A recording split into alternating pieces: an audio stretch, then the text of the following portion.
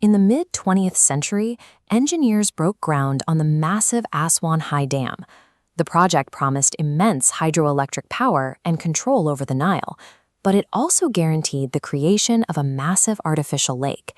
That rising reservoir meant an entire region of ancient history, temples, tombs, and monuments that had stood for millennia, was slated to disappear underwater permanently.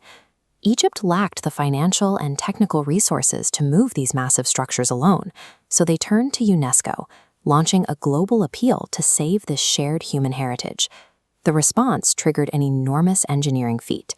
Teams carefully sliced ancient stone structures into thousands of transportable blocks, hoisting them away from the rising tide.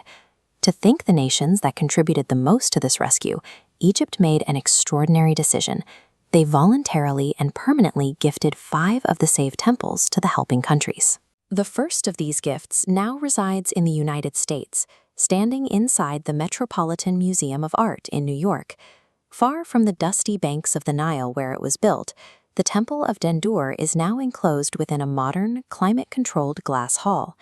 The museum design pays homage to its origins.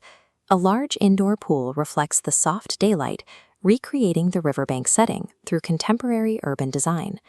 Spain received the Temple of Dabad, an ancient structure completely rebuilt in an open-air public park overlooking the city of Madrid. Engineers there paid close attention to the site's geography.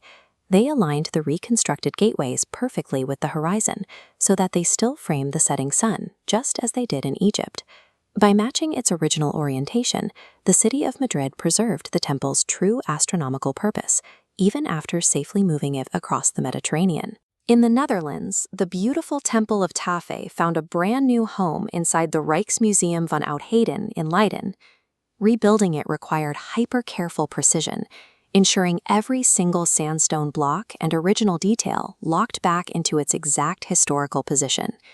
Isolating the warm sandstone within a minimalist white space showcases the structure's preserved state, elevating it into a central gallery piece.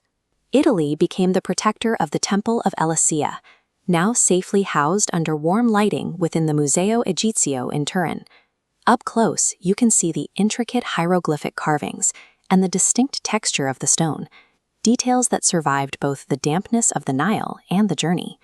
Within the Italian galleries, the temple serves as an enduring, physical record of the precision and durability of ancient craftsmanship. Germany's role in the campaign is honored at the Neuss Museum in Berlin, where deep-colored Egyptian statues guard the modern gallery entryways.